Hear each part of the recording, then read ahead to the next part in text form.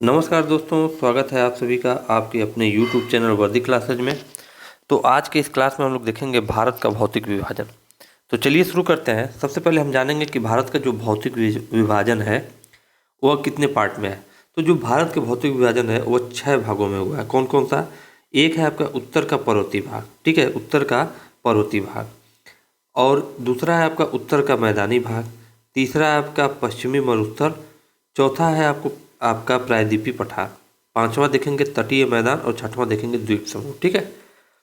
तो तटीय मैदान और द्वीप समूह का एरिया तो काफ़ी कम है, लेकिन बाकी सब का एरिया अगर हम देखें तो उत्तर का जो पर्वतीय भाग है यह कितने एरिया को कवर करता है? यह कवर करता है आपका, इसको हम लिखें यहाँ से 5 लाख, ठीक है, 5 लाख किलोमीटर स्क्वायर का एरिया, वर्ग किलोमीटर यूँ कह सकते हैं, 5 लाख वर्ग किलोमीटर या 5 लाख किलोमीटर स्क्वायर का एरिया जो है उत्तर का पर्वतीय भाग कवर करता है।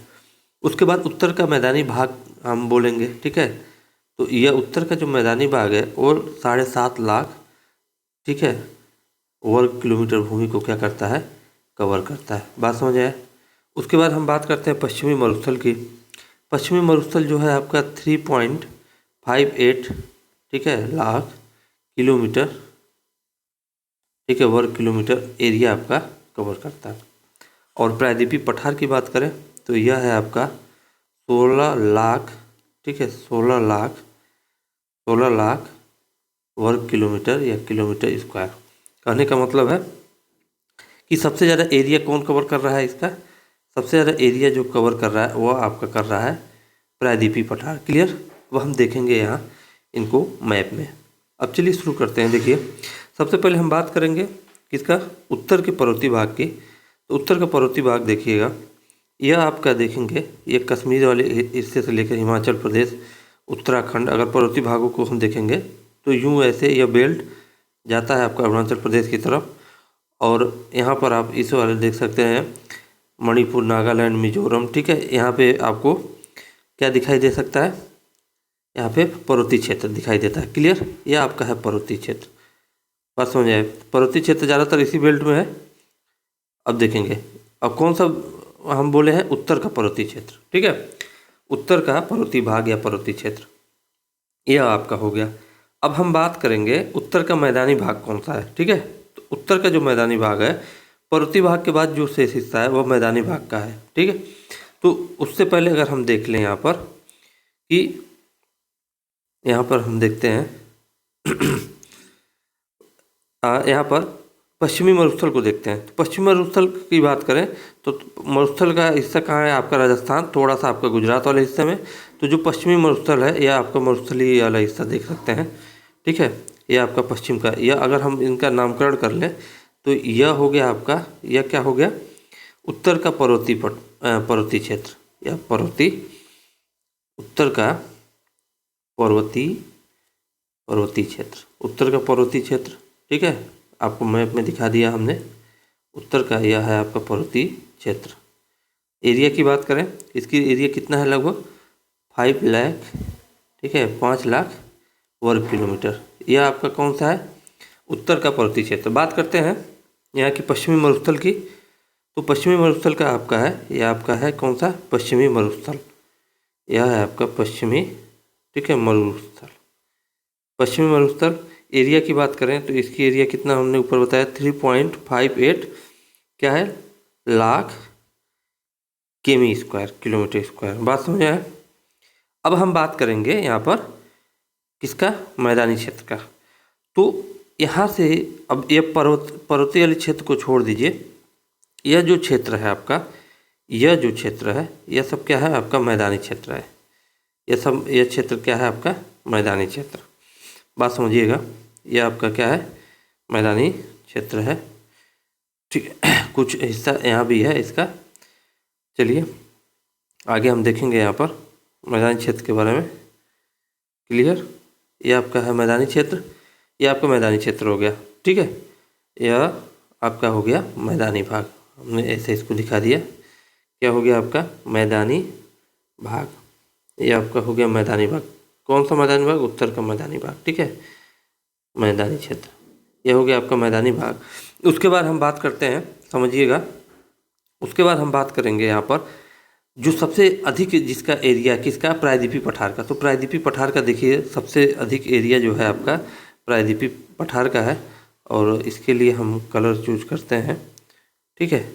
चलिए यहाँ पे देखिए यह जो एरिया है आपका, कुछ एरिया इसमें भी आता है, अगर इसको हटाते हैं कलर मैच कर रहा है, यहाँ पे हम देखेंगे आपका, ठीक है। ये देखिए यह आपका है, ठीक है, यह आपका है, और हम ले रहे हैं पठारी क्षेत्र को। यह आपका सब ये पठारी क्षेत्र में आता है, ठीक है। यह आपका है पठारी क्षेत्र। ये कौन सा है आपका, पठारी क्षेत्र। यह है आपका पठारी क्षेत्र। सबसे बड़ा इलाका किसका है, आपका प्रायद्वीपीय पठार का। पठारी क्षेत्र है प्रायद्वीपीय पठार का, तो इसका सबसे ज़्यादा, इसका जो है इलाका सबसे बड़ा है किसका, प्रायद्वीपीय पठार का। प्रायद्वीपीय पठार, ठीक है, प्रायद्वीपीय पठार यह आपका है, प्रायद्वीपीय पठार हो गया।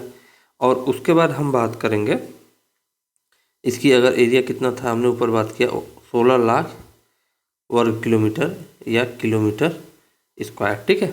उसके बाद हम बात करेंगे आगे एक चीज़ छूट रहा, ये तो हो गया, 4 मेन चीज़ हो गया। पांचवा जो है तटीय मैदान की बात करें, पांचवा जो है आपका तटीय मैदान। तो यहाँ पे देखेंगे ये वाला जो हिस्सा मैंने छोड़ रखा है, ठीक है, समुद्र के किनारे वाला ये तट है ना, जितने राज्य समुद्र से लगते हैं वो क्या है, तटीय मैदान बनाते हैं। तो देखिए ये सब क्या है, तटीय मैदान है, देख लीजिए आप, ये सब समुद्र के किनारे वाला राज्य है। 9 राज्य हैं जो ऐसे कि जो तटीय राज्य बनाते हैं। राज्य की बात किया हमने, गुजरात से लेकर उड़ीसा तक। तो यह जो हमने क्षेत्र बनाया यह है आपका तटीय मैदान का क्षेत्र। उसके बाद हम बात करेंगे तटीय मैदान। उसके बाद हम बात करेंगे यहाँ पर, यह हो गया। अब द्वीप समूह की बात करें तो देखिएगा कुछ द्वीप यहाँ पर हैं आपके, छोटे छोटे द्वीप यूँ कर सकते हैं, ठीक है, लक्षद्वीप वाला चीज़। और अंडमान निकोबार वाला अगर हम देखेंगे तो अंडमान निकोबार वाले द्वीप यूँ फैले हुए हैं, ठीक है, यह आपके अंडमान निकोबार वाले द्वीप हैं। तो यह जो है आपके, यह क्या है, द्वीप समूह। क्लियर, यह जो एरिया है यह है आपके द्वीप समूह का, द्वीप समूह, क्या, द्वीप समूह, ठीक है। तो हमने यहाँ पर भारत का भौतिक विभाजन कर दिया। कैसे कैसे आप देख सकते हैं, मैदानी भाग हमने दिखा दिया आपको, उत्तर का पर्वतीय क्षेत्र दिखा दिया, पश्चिमी मरुस्थल दिखा दिया आपको, प्रायद्वीपीय पठार दिखा दिया, तटीय मैदान क्या होता है, कोस्टल प्लेन जिसको बोलते हैं, और उसके बाद द्वीप समूह आपको दिखा दिया। तो चलिए आगे हम देखते हैं। आगे यहाँ पे हम देखेंगे थोड़ा सा कुछ हमने बना रखा है आकृति, उन आकृतियों के ऊपर चर्चा करते हैं। तो यहाँ पर हम देखेंगे सबसे पहले कि हमने बना क्या रखा है। तो यहाँ पे हम ध्यान देंगे, तो यहाँ पे सबसे पहले अगर एक चीज़ देखें हम, इसको थोड़ा सा हम यूँ ऐसे मिला दिए, यूँ मिलाया हमने, तो यह आकृति देखिए हम काफ़ी दूर से इसको रिलेट करते ला रहे हैं। यह जो आपका जो क्षेत्र है, यह भारत के बाहर का क्षेत्र है, और इसका नाम जो है, यह जो पर्वत, एक पर्वतनुमा संरचना हमने बना रखा है, कुनलुन पर्वत। कौन सा है, कुनलुन, ठीक है, कुनलुन पर्वत, या इसको माउंटेन कहेंगे, ठीक है। जब कुनलुन माउंटेन से आगे बढ़ते हैं तो उनके बीच, और यहाँ पे आपका देखिएगा पड़ता है काराकोरम। काराकोरम कहाँ पड़ता है, भारत में पड़ता है, ठीक है, काराकोरम। काराकोरम और कुनलुन के बीच एक उठी हुई भूमि है, और उसी उठी हुई भूमि को हम क्या करते हैं, ये उठी हुई भूमि है ना, यही उठी हुई भूमि क्या है आपका, यही है आपका तिब्बत का पठार। क्या है, तिब्बत का पठार, समझिएगा, तिब्बत का पठार। तो कुनलुन माउंटेन से जब भारत की तरफ आप बढ़ेंगे, तो कुनलुन माउंटेन से जैसे ही आगे बढ़ेंगे तो आपको मिलेगा तिब्बत का पठार, और तिब्बत के पठार से जैसे ही आगे बढ़ेंगे तो मिलेगा आपको काराकोरम पर्वत श्रृंखला। क्या मिलेगा, काराकोरम पर्वत श्रृंखला। और उसके बाद जैसे ही बढ़ेंगे, यह जो है आपका, यह आपका है लद्दाख। क्या है, काराकोरम के बाद आपका पड़ता है लद्दाख। क्या, लद्दाख पर्वत श्रृंखला, क्या पड़ेगा, लद्दाख। आगे बात करें, उसके बाद यह आपका पड़ता है, यह वाला जो हिस्सा है, ठीक है, तो इसको हम ऐसे मिटा देते हैं। यह वाला हिस्सा, यह है आपका जास्कर। कौन सा है? जास्कर। और उसके बाद हम बात करेंगे, यह जो एक बड़ा सा हम दिखा रहे हैं, ठीक है, यह दिखा रहे हैं यह जो है आपका, यह है आपका महान हिमालय, ग्रेट हिमालय जिसको हम बोलते हैं। क्या है? महान हिमालय, या इंग्लिश में बोलेंगे इसको ग्रेट हिमालय। क्लियर?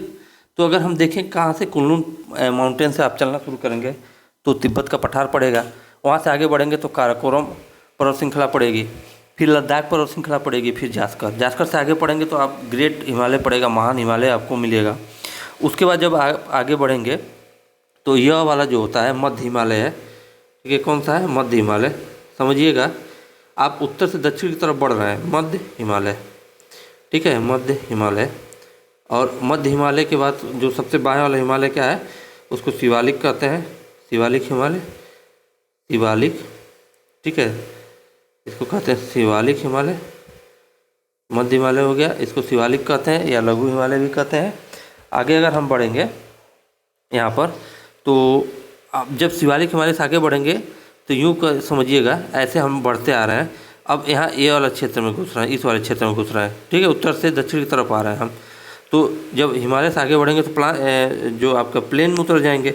और कौन सा प्लेन है वो आपका? वह है उत्तर का मैदान, ठीक है। कौन सा है? उत्तर का मैदान, ठीक है, उत्तर का मैदान, उत्तर का मैदान। बात समझ आए ना? तो सबसे पहले देखिए, अगर हम उत्तर से दक्षिण की तरफ बढ़ें, ठीक है, तो हमको क्या मिलेगा? पहले मिलता है उत्तर का पर्वतीय भाग का। क्या मिलेगा? उत्तर का, अभी हमने ऊपर जितना भी चर्चा किया सब पर्वत ही चर्चा किया, तो उत्तर का यह आपका है पर्वतीय भाग, उत्तर का पर्वतीय भाग। क्लियर? और उसके बाद मिल गया आपका उत्तर का मैदान। उत्तर के मैदान से आप आगे बढ़ेंगे, देखिएगा, यह है आपका उत्तर का मैदान। और उत्तर के मैदान से जब आगे बढ़ेंगे तो हरा वाले में आएंगे तो यह क्या है आपका? यह है आपका पठार, है ना, तो प्रायद्वीपी पठार मिलेगा, ठीक है। प्रायद्वीप क्या होता है अभी आगे हम चर्चा करेंगे। यह जो उठा हुआ भाग है, पठार क्या होता है? पठार यूँ टेबल नुमा संरचना को पठार बोलते हैं, यानी कि मुख्य जो सामान्य भूमि से ऊंची उठी हुई समतल भूमि को हम क्या बोलते हैं? पठार बोलते हैं। सामान्य भूमि से ऊंची उठी हुई समतल भूमि को क्या बोलते हैं? हम पठार बोलते हैं। अब यह जो है आपका प्रायद्वीपी क्या है आपका? प्रायद्वीपी, इसको हम हटा दें, प्रायद्वीपी पठार है। क्या है आपका? प्रायद्वीपी पठार। और सबसे अधिक एरिया यही है भारत में, ठीक है। उससे जब पठार से आगे आप बढ़ेंगे तो किसे बढ़ जाएंगे? तटीय मैदान पर। देखिए, अब ये पठार है, ख़त्म हुआ। अब इस वाले हिस्से में जब आएंगे, ये क्या है? तटीय मैदान ही है। तटीय मैदान से जब आगे बढ़ेंगे तो आप समुद्र में घुसेंगे, यानी द्वीप समूह। देखिए, ये आपका तटीय मैदान है, ये तटीय मैदान हो गया। अब यहाँ से आगे जब बढ़ेंगे तो आप कहाँ? द्वीप समूह पे आएंगे। तो समझिएगा, अब आगे आप बढ़ रहे हैं तो यह वाला हिस्सा अगर यूँ समझिएगा, ये हमने ऐसे किया इसको, तो यह क्या है आपका? तटीय मैदान। क्या है? तटीय मैदान, ठीक है, कोस्टल प्लेन जिसको बोलते हैं। और जब आप समुद्र में आ जाएंगे तो यहाँ छोटे छोटे आपको द्वीप भी दिखाई देंगे। और जब समुद्र में नीचे उतरेंगे तो यहाँ आपको क्या मिलेगा? द्वीप समूह, ठीक है, जैसे लक्षद्वीप, अंडमान निकोबार का द्वीप, ठीक है, द्वीप समूह। बात समझिए, यह इतनी चीज़ें हो गई चर्चा। क्लियर? आपको समझ आया? आगे हम बढ़ते हैं तो आगे हम देखेंगे, यहाँ पर हमने एक फिगर बना रखी है क्रम से कि क्या होता है, कैसे होता है, ठीक है। अच्छा, पर्वत श्रृंखला क्या होती है? सबसे पहले यह हम लोग जान लेते हैं।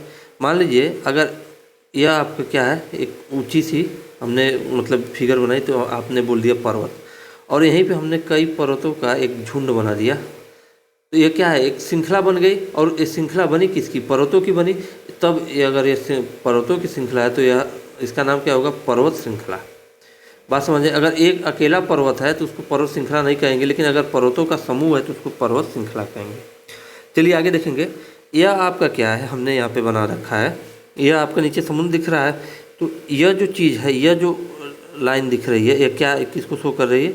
यह आपका समुद्र तल को शो कर रहा है। किसको शो कर रहा है? समुद्र, यह आपका है समुद्र तल को शो कर रहा है, समुद्र तल को शो कर रहा है। और अगर हम बात करें यहाँ से समुद्र तल से अगर आप ऊपर उठते हैं, समुद्र तल से आप जैसे ऊपर उठते हैं, मान लीजिए हाइट पर, यूँ हाइट पे जाते हैं समुद्र तल से, कितनी हाइट तक? यदि 150 से 300 मीटर तक, 150 से 300 मीटर ऊंचाई तक जाते हैं, तो जो 150 से 300 मीटर की ऊंचाई का जो समतल भूखंड होता है, ऊंचाई का जो पूरा अच्छे से समझिएगा, ऊंचाई का समतल भूखंड यानी कि बराबर प्लेन, ठीक है। समतल भूखंड क्या कहलाता है? समतल भूखंड जो है आपका क्या कहलाएगा? मैदान कहलाता है। यानी यह जो क्षेत्र है आपका क्या है? मैदान। बात समझिएगा, समुद्र तल से ऊपर जब उठेंगे, समुद्र तल से 150 से 300 मीटर की ऊंचाई का जो समतल भूखंड होता है उसको हम क्या बोलते हैं? मैदान बोलते हैं। क्लियर? अगर आगे बात करें, यह तो हो गया मैदान। टेबल नुमा संरचना यह किसको शो करता है? पठार को शो करता है। अभी ऊपर हमने बात किया कि सामान्य भूमि से ऊपर ऊंची उठी हुई समतल भूमि। अब नीचे यह देखिए, यह आपका क्या है? समतल भूखंड है, मैदान है। अब इससे ऊंची हुई, ऊपर उठी हुई टेबल नुमा संरचना, और ऊपर क्या है? समतल है, प्लेन है। तो यह क्या हो जाएगा आपका? यह हो जाएगा आपका यहाँ पर क्या? पठार। चलिए, तो यह जो हमने एरिया दिखा रखा है, यह आपका एरिया, यह वाला एरिया, ठीक है। यह कौन सा एरिया है? पठारी एरिया, ठीक है। कौन सा एरिया है? पठारी एरिया। और पठारी एरिया का परिभाषा क्या कहता है? पठारी एरिया परिभाषा यह कहता है कि यह क्या होना चाहिए? जब 150 से 300 मीटर की ऊंचाई तक समतल भूखंड मैदान कहला रहा है, तो 300 यानी कि अब यह 300 से तो ऊपर होना चाहिए, नहीं तो 300 से नीचे रहेगा तो मैदान की श्रेणी में आएगा। तो समुद्र तल से अगर यह 300 मीटर से 600 मीटर की ऊंचाई पर है, ठीक है। 600 मीटर की ऊंचाई पर, 600 मीटर की ऊंचाई पर उठा हुआ मैदानी भाग, 600 मीटर की ऊंचाई पर क्या कहेंगे? उठा हुआ मैदानी भाग। 600 मीटर की ऊंचाई पर उठा हुआ मैदानी भाग क्या कहलाएगा? आपका पठार कहलाएगा। मैदानी भाग आपका पठार कहलाएगा। तो यह क्या हो गया? आपका पठार हो गया। तो आप समझिएगा, समुद्र तल से उठे हैं, समुद्र तल से ऊपर जैसे उठेंगे आपको मैदान मिलेगा, और ऊपर चलेंगे तो पठार मिलेगा, और ऊपर चलेंगे तो आपको क्या मिलेगा? पहाड़ी। तो यह, इसमें देखिए 2 फिगर हमने बनाया। यह क्या है आपका? छोटी है, एक फिगर ये छोटी दिखाई दे रही है, तो यह है आपका पहाड़ी। और पहाड़ी क्या कहता है कि अब देखिए 600 मीटर तक तो पठारी है, यानी कि पहाड़ी जो होगी वो 600 मीटर से तो ऊपर होनी चाहिए। यानी कि यह जो है पहाड़ी, यह आपका 600 मीटर से तो ऊपर होगा, 600 से ऊपर होगा, लेकिन 1000 तक होगा, 1000 मीटर तक। तो 600 से 1000 मीटर तक की ऊंचाई की, ठीक है, ढलान वाली आकृति आपकी क्या कहलाती है? पहाड़ी कहलाती है। तो यह क्या हो गया आपका?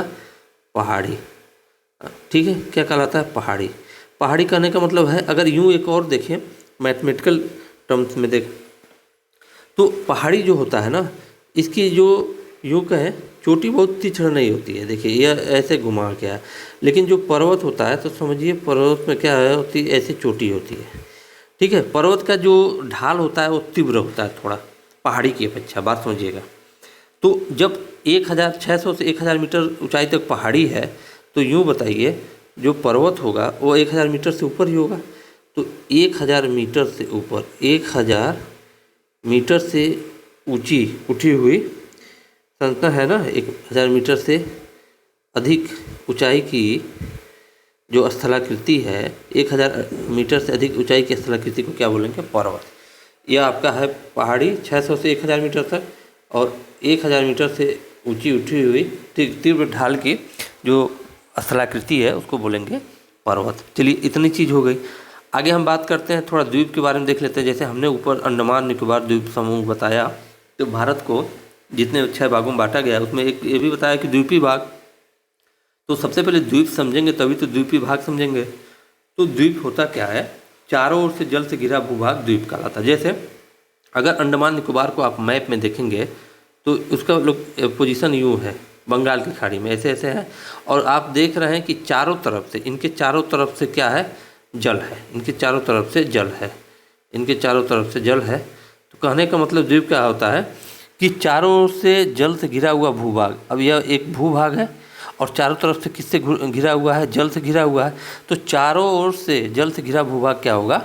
आपका द्वीप। और प्रायद्वीप क्या होता है? द्वीप और प्रायद्वीप लगभग मिलता हुआ लग रहा है, ठीक है। द्वीप और प्रायद्वीप लगभग मिलता हुआ दिख रहा है कि नहीं, इसमें भी द्वीप है उसमें भी द्वीप है, लेकिन इसमें प्राय जोड़ दिया गया। तो प्रायद्वीप क्या होता है, द्वीप जैसे चारों तरफ से घिरा होता है, प्रायद्वीप केवल 3 तरफ से। जैसे आप प्रायद्वीपीय भारत बोलते हैं, तो यह आप देखिए इधर से जो इंडिया का अगर पूरा मैप देखेंगे आप, तो 3 तरफ से जल से घिरा हुआ है। इस इलाके से आपका देखिए गुजरात से कहाँ तक है, तमिलनाडु तक, और यह तमिलनाडु से आप आगे बढ़ेंगे तो इधर उड़ीसा तक। तो यह 3 तरफ से जो भारत है आपका जल से घिरा हुआ है। तो 3 तरफ से जल से घिरा भूभाग जो होता है वो क्या कहलाता है, प्रायद्वीप। बात समझ आए। झील समझेंगे, जैसे भूमि का ऐसा चाहे भूखंड, ऐसा भूखंड जो चारों तरफ से जल से घिरा हो उसको हम बोलते हैं द्वीप। और जलखंड का ऐसा क्षेत्र जो चारों तरफ से स्थल भाग से, ठीक है, बीच में जल है और चारों तरफ से भूमि है, ठीक है, स्थल है, ठीक है। तो चारों तरफ से स्थल भाग से घिरा हुआ जो जल क्षेत्र होता है उसी को झील बोलते हैं। तो झील समझ में आ गया। झील मतलब कोई ऐसी पानी का क्षेत्र है, जैसे यह पानी वाला क्षेत्र है, पानी वाला क्षेत्र है, और इसके चारों तरफ क्या है, इसके चारों तरफ क्या है, इसके चारों तरफ है आपका भूमि का टुकड़ा, स्थल खंड है। बात समझ आ रहा है ना। तो यह क्या हो गया आपका झील। चलिए आगे बात करते हैं हम नॉर्थर्न माउंटेन की, उत्तर के पर्वत की बात करते हैं, उत्तर के पर्वत की बात करते हैं। तो हम सबसे पहले बात करेंगे माउंटेन रेंज की, पर्वत श्रेणी की। तो जितने भी ऊपर हम बात करेंगे, यह जैसे यह आपका है काराकोरम पर्वत श्रेणी, यह है आपका लद्दाख पर्वत श्रेणी, यह है आपका, ठीक है, जास्कर। तो सबसे पहले हम बात समझिए हम कह क्या रहे हैं, इनको छोड़ते हैं। सबसे पहले हम बात करेंगे कि उत्तर के पर्वत में, तो उसके उत्तर के पर्वत में भी जो पर्वतीय क्षेत्र है, तो सबसे पहले हम बात करेंगे ट्रांस हिमालय की, ठीक है। ट्रांस हिमालय जो एवरेस्ट है सब वो ग्रेट हिमालय, महान हिमालय की बात मतलब भाग है। और यह ट्रांस हिमालय क्या है, ट्रांस हिमालय जो है इसका निर्माण क्या था, हिमालय से पूर्व का है, ठीक है। तो जब हिमालय बना उससे पहले ही इसका निर्माण हो चुका था, किसका, ट्रांस हिमालय। और जो आप 3 पर्वत श्रृंखलाएँ पढ़ते हैं, काराकोरम, लद्दाख और जास्कर, ठीक है, वो क्या है, किसका भाग है, ट्रांस हिमालय का। तो अगर इन ट्रांस हिमालय की जो मुख्यतः या 3 ही तो है ही है, उसमें 3 जो पर्वत श्रृंखला है उनको अगर ट्रिक से कैसे याद करें, क्रम उनका, कलेजा क काराकोरम सबसे उत्तर में, उसके बाद आएगा लद्दाख, फिर आएगा जास्कर। काराकोरम, लद्दाख, जास्कर, यह सपोज करिए यह हमने बना दिया। यह देखिए ऐसे आपका काराकोरम, लद्दाख और जास्कर, यह 3 आपकी क्या है, पर्वत श्रृंखला है, काराकोरम, लद्दाख और जास्कर। काराकोरम, लद्दाख और जास्कर, क्लियर। तो चलिए आगे हम देखेंगे यहाँ पर। तो इनका ट्रिक क्या है, कलेजा, काराकोरम, लद्दाख, जास्कर। अब चलिए सबका अलग अलग बात करेंगे। यह जो है तीनों क्या है, कभी कभी एग्जाम में पूछ देता है कि निम्न में से कौन सी पर्वत श्रृंखला ट्रांस हिमालय का भाग है। तो उसमें से काराकोरम, लद्दाख, जास्कर में से तीनों में से देखिएगा जो होगा वही ट्रांस हिमालय का भाग होगा। अब हम एक एक की चर्चा करते हैं। सबसे पहले हम बात करेंगे काराकोरम श्रेणी की, ठीक है। काराकोरम श्रेणी, काराकोरम पर्वत श्रेणी, तो यह क्या है, भारत की सबसे उत्तरी पर्वत श्रेणी है। अब यहाँ पे हमने जैसे बना दिया, देखिए यह क्या है, भारत की सबसे उत्तरी पर्वत श्रेणी, यही आ रही है ना। तो यह काराकोरम पर्वत श्रेणी जो है भारत की सबसे उत्तरी पर्वत श्रेणी है। बात समझ आए। अच्छा, इसे बैकबोन ऑफ एशिया यानी एशिया की रीढ़ किसे कहा जाता है, इसे कहा जाता है काराकोरम श्रेणी को। उसके बाद हम बात करेंगे आगे कि सबसे ऊंची चोटी जो K2 है, हाँ, यानी गार्डविन ऑस्टिन, किसकी, यह इसी पर स्थित है। तो K2 जो है वो भारत की सबसे ऊंची चोटी है। हालांकि यह वर्तमान में POK में स्थित है, यानी पाक ऑक्यूपाइड कश्मीर में स्थित है। तो यूँ कह सकते हैं कि अभी तो ये पाकिस्तान के कब्जे में है, लेकिन जो सबसे ऊंची चोटी है आपकी K2, किसकी सबसे ऊंची चोटी, यह है आपकी काराकोरम श्रेणी की सबसे ऊंची चोटी है आपके K2। और भारत की भी बात करें तो हो जाएगा K2। लेकिन अभी आपको K2 और कंचनजंगा में एक विवाद बताते हैं, क्योंकि K2 जो है आपकी POK में स्थित है और कंचनजंगा आपका सिक्किम में स्थित है। तो अगर हम बात करें कंचनजंगा की तो वो सिक्किम स्थित है, उसको तो पूरी तरह से आप भारत में ही मानेंगे। तो भारत की सबसे ऊंची चोटी K2 तो हम लोग एग्जाम में आता था तो K2 ऑप्शन टिक करते थे, लेकिन अब क्या है, कंचनजंगा भी सही होगा। लेकिन अभी क्या है कि POK विवादित है, ठीक है। तो अब जानने के लिए जान लीजिए, जो K2 है यह वर्तमान में POK में स्थित है और यह आपकी भारत की सबसे ऊंची चोटी कही जा सकती है। काराकोरम श्रेणी हो गया। लेकिन अगर हम बात करें, अगर K2 और कंचनजंगा दोनों है तो कंचनजंगा टिक करेंगे सिक्किम। अब यहाँ पे हम बात करेंगे कि जो भारत की सबसे ऊंची चोटी है K2, यह विश्व की दूसरी सबसे ऊंची चोटी है। तो 8,611 किलोमीटर है K2, ठीक है। हमने भारत की बोली ना, तो यही है। अभी तक थोड़ी सी इसमें विवाद है, क्योंकि यह POK के अंदर है। उसके बाद लेकिन POK है तो क्या POK पाकिस्तान का थोड़ी है, वो तो मौका मिलेगा भारत कब्जा ही करेगा। तो इसलिए भारत की सबसे ऊंची चोटी K2 आपका 8,611 किलोमीटर। बिना विवादित तौर पे पूछेगी कि सबसे ऊंची चोटी, तो वह हो जाएगा कंचनजंगा, क्योंकि इसमें विवाद नहीं है, सिक्किम में है, वो पूर्णतः भारत का है। और भारत की सबसे ऊंची चोटी जो है K2 है, यह विश्व की दूसरी सबसे ऊंची चोटी। तो विश्व की पहली सबसे ऊंची चोटी, बहुत ही आसान सा प्रश्न, आपको पता है, माउंट एवरेस्ट नेपाल में जो है। और तीसरी की बात करें कंचनजंगा, जो कि आपकी सिक्किम में है। तो तीनों पर्वत, सब विश्व की जो तीनों पर्वत सबसे पर्वत चोटी है, विश्व की जो सबसे ऊंची 3 पर्वत चोटी है, वो आपका हिमालय का ही भाग है, जिसमें से एक आपका क्या है, एक आपका है ट्रांस हिमालय का भाग K2। क्लियर। तो माउंट एवरेस्ट विश्व की सबसे ऊंची चोटी, और नंबर 2 की बात करें K2 विश्व की दूसरी सबसे ऊंची चोटी, और नंबर 3 की बात करें कंचनजंगा, यह आपकी विश्व की तीसरी सबसे ऊंची चोटी है। बात करें काराकोरम पर्वत श्रृंखला पर अनेकों हिमनद पाए जाते हैं। हिमनद क्या है, यह ग्लेशियर, इंग्लिश में इनको हम बोलते हैं ग्लेशियर, ठीक है। ग्लेशियर या हिमनद क्या होता है, यह आपके बर्फ़ के बहुत बड़े विस्तृत क्षेत्र को हम क्या बोलते हैं, बर्फ़ से ढके किसी बड़े विस्तृत क्षेत्र को हिमनद या ग्लेशियर बोलते हैं।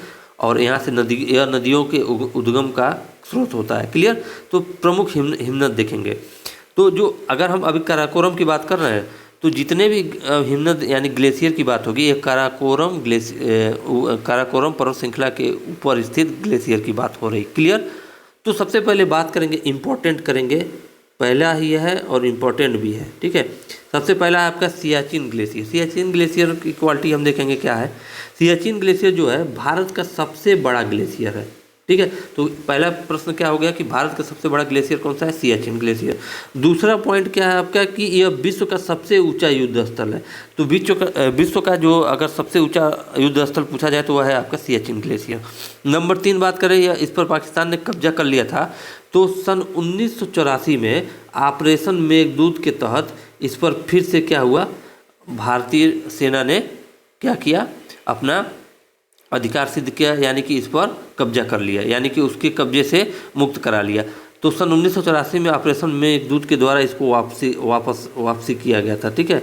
इसको वापस ले लिया गया, किसके द्वारा, सन 1984 में ऑपरेशन मेघदूत के द्वारा वापस ले लिया गया, ठीक है। यह कब्जा कर लिया गया।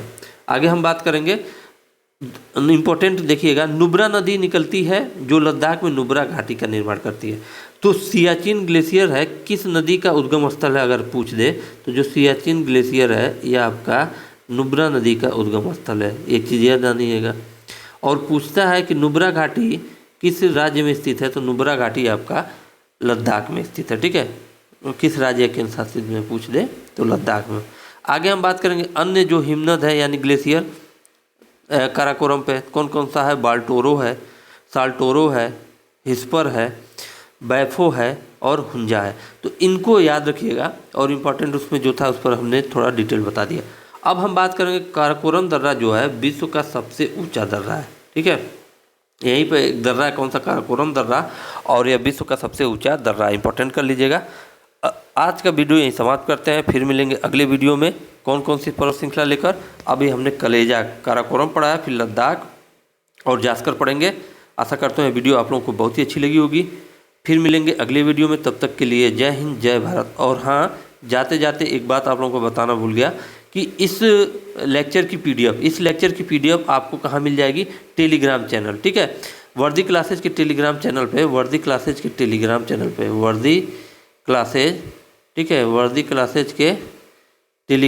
पे आपको इस लेक्चर की पीडीएफ आपको मिल जाएगी। क्लियर। तो चलिए आज का लेक्चर यहीं समाप्त करते हैं।